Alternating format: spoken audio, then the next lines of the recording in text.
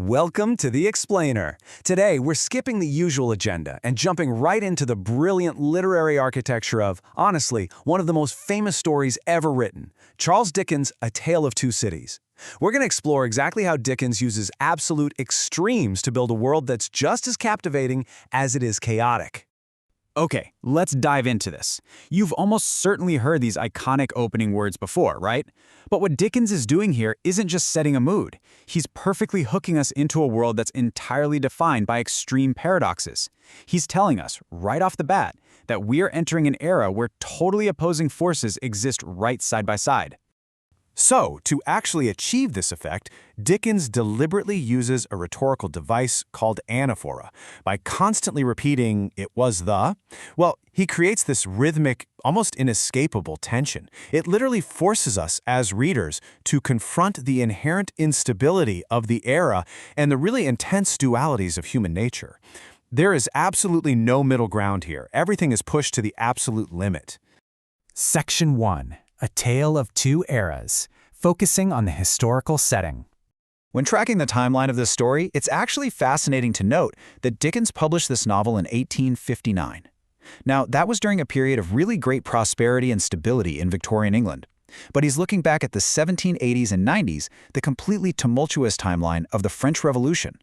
By writing from a place of comfort about a time of absolute terror, Dickens offers us this really profound historical paradox. And within that historical setting, we see some extreme societal contrasts. On one side, you've got the French aristocracy living in just opulent luxury.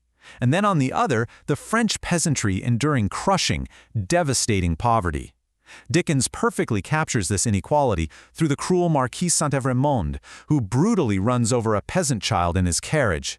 It's a tragic catalyst, and it fuels the brewing violent uprising. And this brilliantly illustrates the tension of the time. Early in the novel, there's the scene where a large cask of red wine drops and breaks right in the streets of Paris. The desperate peasants actually rush to drink it directly from the cobblestones. It's this incredibly striking visual metaphor. It foreshadows the immense bloodshed of the revolution, and really, a populace that's soon going to become completely drunk on chaos. Moving on to Section 2. Light versus Darkness, looking at the grand historical themes. Now, this concept of opposites attract is actually a heavily studied academic framing of the novel. For instance, as highlighted in academic studies like this thesis from Karlstad University, Dickens actively built these really deep dichotomies into the narrative. Pretty much every major character represents a specific side of these thematic battles: light versus dark, love versus hate, and of course, London versus Paris. Take a look at the stark contrast between our two female leads. First, we have Lucy Manette. She represents the light, London, and just pure compassion. She's referred to as the golden thread that's holding her whole family together. And hey, fun fact, Dickens actually modeled her after a young actress he fell in love with named Ellen Ternan. But then, in total opposition, we have Madame Defarge. She completely embodies the darkness, revolutionary Paris, and ruthless revenge, literally sitting there quietly knitting a hit list of her enemies. It's fascinating because those in the light manage to retain their grace, while those in the dark are just entirely consumed by hate. And then there's Charles Darnay. He's a character who really embodies the struggle between these two worlds. Born into the cruel Evremonds family, which, remember, is the same family responsible for that peasant child's death, Darnay completely renounces his aristocratic title. He is desperately trying to escape his family's dark Parisian past so he can build a peaceful, much more humble future in London with Lucy. We also see this duality internally, especially with Lucy's father, Dr. Alexander Manette.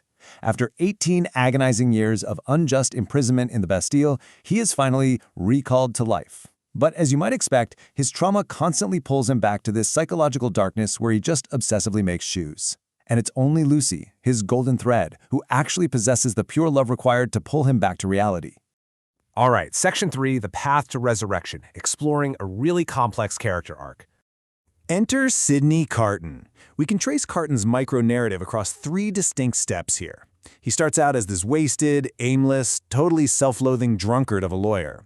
But then, his unrequited love for Lucy Manette sparks this really profound internal change, and that ultimately drives him to step 3, a total spiritual rebirth, where he makes the ultimate Christ-like sacrifice, driven entirely by selfless love. So the crucial point here is the uncanny resemblance between Carton and Darnay. They look almost exactly alike. This physical duality is what allows Carton to save Darnay's life not once, but twice. First, he gets Darnay acquitted at a treason trial in London, just by confusing the witnesses. And then ultimately, he uses this resemblance to literally take Darnay's place in a Paris prison cell. Now you might be wondering, what on earth drives a man to do something like that? Well, it's captured perfectly in this quote. Carton says to Lucy, "For you and for any dear to you, I would do anything." You see, Carton's pure love for Lucy actually cures his selfishness. He is so aware of his own dark flaws that he absolutely refuses to drag her down into his miserable life. Instead, he chooses to protect her family's happiness at the cost of his very own life. Which brings us to Section 4, Love Conquers Hate, the Physical Confrontation. So while Carton is enacting his ultimate plan of love, Madame Defarge is enacting her plan of hate.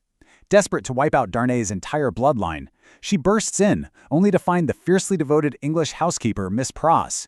And guys, a brutal physical struggle ensues. It is quite literally pitting blind, vengeful hatred against protective, fierce love.